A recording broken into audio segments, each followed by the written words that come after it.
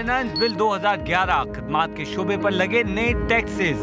Turnover tax 1% से बढ़ाकर 6%, जबकि विदहोल्डिंग टैक्स की रकम को कम से कम टैक्स तस्वुर किया जाएगा।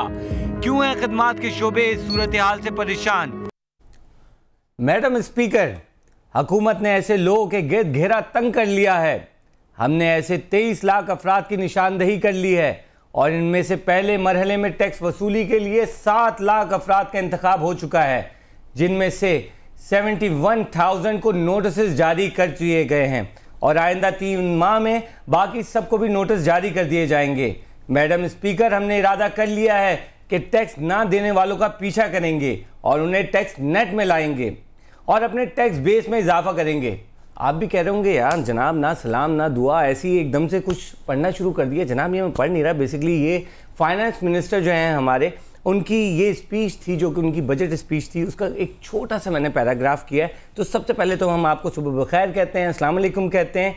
हमारा प्रोग्राम आज थोड़ा सा टेक्निकल है, लेकिन आपको पता है मैं टेक्निकल चीज़ें जो मुझे भी समझ में नहीं आती और मैं कोशिश करता हूँ कि आप लोगों को भी इस चीज़ में उलझाऊँ नहीं, बल्कि इसको बड़ी ईजी तरीके से हम बताएँ। ये जो मैंने पैराग्राफ पढ़ा है, इसका मकसद क्या है? इसका मकसद बेसिकली ये है कि हमारे जितने भी फाइनेंस मिनिस्टर्स आते हैं वो एक ही बात करते हैं और उनका कहना ये होता है कि जनाब हम उन लोगों को जो है उनके गिरबान पे हाथ डालेंगे जो एक अरसे से जनाब टैक्स अदा नहीं कर रहे और ठीक ठाक मज़े उड़ा रहे हैं।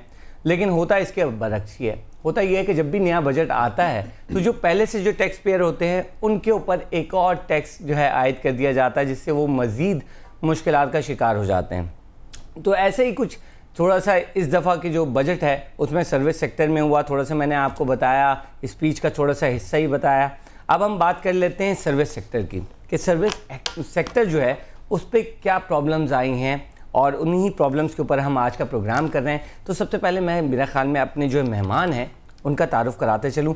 नासिर वहीद साहब जो कि CEO हैं universal logistic service private limited, ASC for UPS के, और साथ में हमने ज़रा सिक्योरिटी के लिए अपनी, क्योंकि सिक्योरिटी इस वक्त आपको पता है बहुत ज़रूरी है और ख़ासतौर पर कराची के अंदर, और सिक्योरिटी के हवाले से ही हमने यहाँ से बुलाया हुआ है अपने मेहमान को जो कि मुनीर अहमद साहब हैं। मुनीर अहमद साहब जो है 2 डेजिग्नेशन के साथ चल रहे हैं। एक तो ये है इनकी सिक्योरिटी की कंपनी भी है और उसके एक्स जो है एसोसिएशन के जो है चेयरमैन भी रहे हैं और साथ में ये चेयरमैन है standing committee on FPCCI security affairs 2011 के भी हैं। तो आप दोनों मेहमानों का बहुत बहुत शुक्रिया जनाब।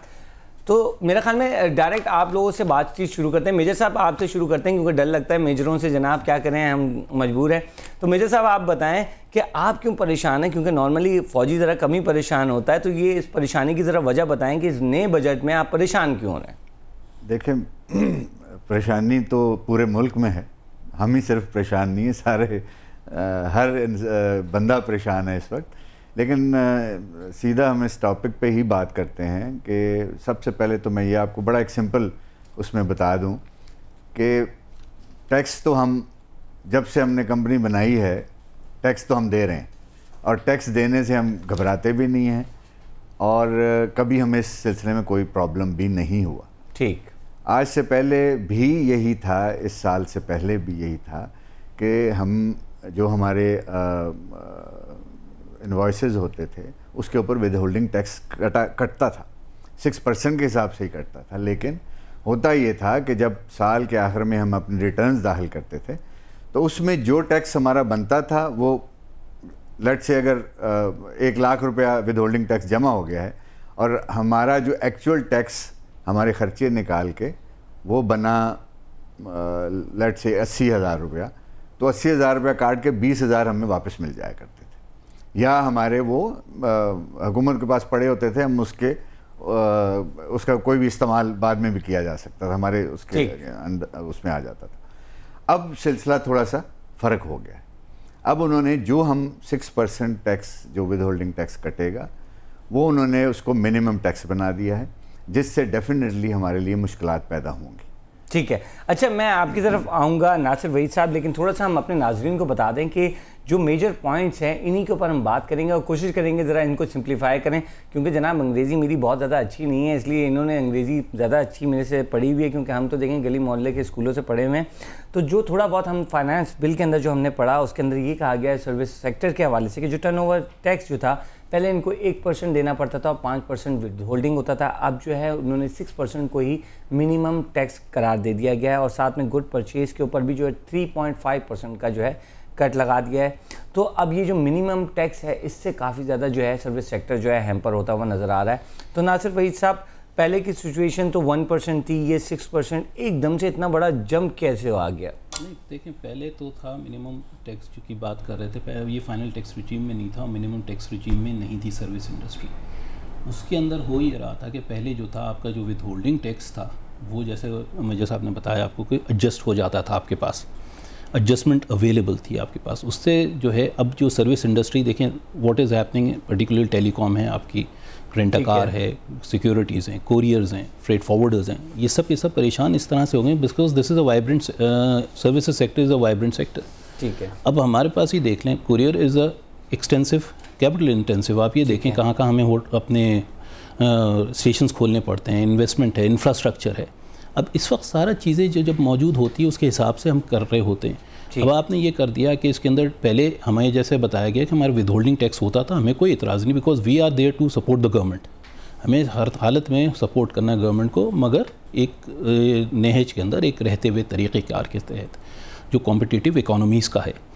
यहाँ अब ये हो गया, इन्होंने इसके अंदर जो अचानक रद्दोबदल कर दी और ख़ुद अपने ही क्लैरिफिकेशन को गलत करार दे दिया। ये एक संगीन मसला है हमारे लिए और पूरे इसके अंदर हो ये सकता है कि जो अगर आप सर एक मिनट मैं आपको यहाँ पे काट रहा हूँ, ये जो संगीन आपने गलती की बात की है इसको थोड़ा सा डिस्क्राइब करिए। ये इस तरह से है कि देखें इस वक्त जो है अगर आपने लगाया है 6%, इसका मतलब ये होता है कि क्योंकि 16% आपका सेल्स टैक्स भी आता है, इफेक्टिव रेट हो गया 7% विद होल्डिंग आपकी। अब आप 7% को कमाने के लिए आपको 20% बिफोर टैक्स चाहिए, आपका जो प्रॉफिट होना चाहिए। कहाँ इस तरह से इस वक्त इस इकोनॉमीज़ में इतना हो रहा है? इसका मतलब ये हो रहा है कि आप जो हैं मुश्किल ये हो जाएगी सर्विस सेक्टर में बंद होना शुरू हो जाएंगी कंपनीज़, और जब कंपनीज़ बंद होने जाएंगी तो आपके पास अनएम्प्लॉयमेंट आएगी और जो रह जाएंगी वो यकीनी तौर पे अपने पैसे बढ़ाएंगी। तो inflation it's turning both ways, it's going to give inflationary trend plus unemployment.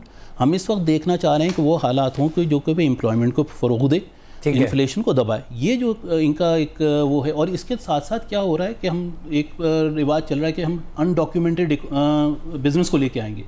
ये तो उसको जुर्म आयद हुआ रहा है जो शख्स अपने पास डॉक्यूमेंटेड इकोनॉमी में टैक्स पे कर रहा है।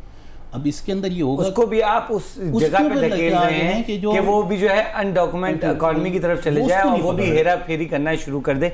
तो ये एक बड़ा इंपॉर्टेंट चीज़ है और ये हेरा फेरी कैसे हो सकती है इसके ऊपर भी हम बात करेंगे, क्योंकि होता ये है कि हमारे यहाँ टैक्स चोरी इसी वजह से होती है क्योंकि आप टैक्स वालों को जो है उन्हीं के ऊपर बोझ डालते रहते हैं। और साथ साथ हम कॉलर्स को भी यहाँ पे इनवाइट करेंगे क्योंकि बहुत सारे यहाँ सर्विस सेक्टर से वाबस्ता अफराद हमें देख रहे होंगे, तो आप भी हमें कॉल कर सकते हैं और आपके भी ज़हनों में जो भी सवालात हैं वो करें, क्योंकि ये प्रोग्राम हम आप ही के लिए करते हैं। तो इस वक्त लेते हैं छोटी सी ब्रेक से वापस आएंगे और अपने डिस्कशन को यहीं से जारी रखेंगे। तो देखते रहिए पहला सौदा।